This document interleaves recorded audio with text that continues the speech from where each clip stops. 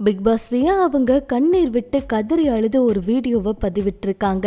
குழந்தைங்க ரொம்ப பாவம், அஷ்மிதா பண்றது எதுவுமே குழந்தைங்களுக்கும் பிடிக்கல அப்படிங்கிற மாதிரி விஷ்ணு என்ன சொல்லியிருக்காருன்னு தெரியுமா? வாங்க என்னாச்சுங்கிறத இந்த வீடியோல பார்க்கலாம். பிக் பாஸ் ரியா அவங்க திடீர்னு ஒரு வீடியோவை பதிவிட்டு கண்ணீர் விட்டு அழுதுருக்காங்க. சொல்ல போனா பிக் பாஸ்க்கு அப்புறமா எல்லாரும் என்ன பண்றாங்கன்னு கூட தெரியல. சொல்ல போனா அவ்வளவு பெரிய வாய்ப்புகள் கூட அவங்களுக்கு வரல.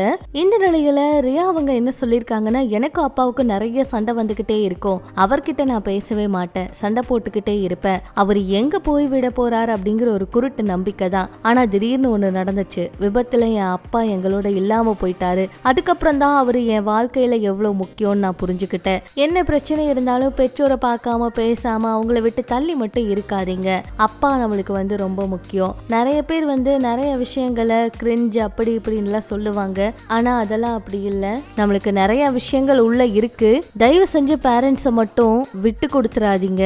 எப்பவும் அவங்களுக்காக ஏதாவது செய்யுங்க, அவங்களோடவே இருங்க.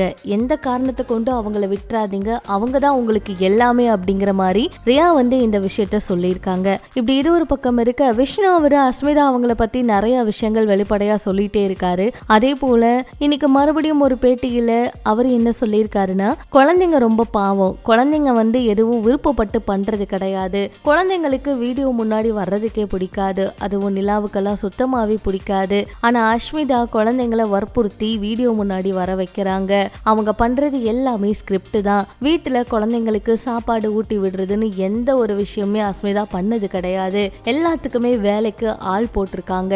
ஒரு நாள் கூட குழந்தை என்ன படிக்குது, குழந்தை என்ன சாப்பிடுது, குழந்தை எப்படி இருக்குதுன்னு கூட பார்த்தது கிடையாது. குழந்தைக்கு கதை சொல்ற மாதிரியெல்லாம் அஷ்மிதா இப்பதான் வீடியோ போட்டிருக்காங்க.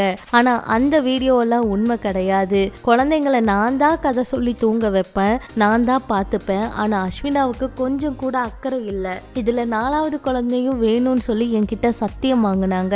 அஸ்மிதாவுக்கு அன்னைக்கெல்லாம் நான் பண்ண சர்ப்ரைஸ் எல்லாம் பாத்தீங்கன்னா அவங்களோட வற்புறுத்தல் பேர்ல தான் நான் பண்ணினேன். எனக்கு சர்ப்ரைஸ் பண்ணுன்னு அவங்க கேட்டுட்டே இருந்தாங்க, அதனால பண்ணின சர்ப்ரைஸ் தான். அவங்க மேல காதல் இருக்கு அப்படிங்கிற ஒரு விஷயத்துக்காக கையில பச்சை குத்தி எல்லாம் காமிக்கணும்னு அவசியம் இல்லை. டேட்டோ அவங்க ஒன்று போட்டிருக்காங்க, அதனால என்னையும் டேட்டு போட சொல்லி ரொம்பவே டார்ச்சர் பண்ணிட்டு இருந்தாங்க.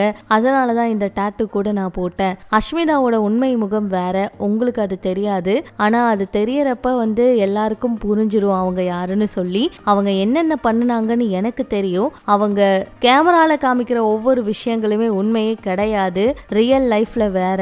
நான் கொஞ்ச நாளைக்கு முன்னாடியே சொல்லியிருக்கேன் அவங்க கிட்ட வயிற்ற காமிக்காத, கை கால் காமிக்காத வீடியோலன்னு. அதெல்லாம் அவங்க செய்யவே இல்லையே. இந்த பிரெக்னெண்டா இருக்கிறதுக்கு முன்னாடி அவங்க எவ்வளவோ முறை அப்படியெல்லாம் காண்பிச்சிருக்காங்க, மசாஜ் பண்றதுக்கெல்லாம் காமிச்சிருக்காங்க. அப்ப ஹஸ்பண்ட் நான் சொன்னதை அவங்க கேட்டிருக்கணும் இல்லையா?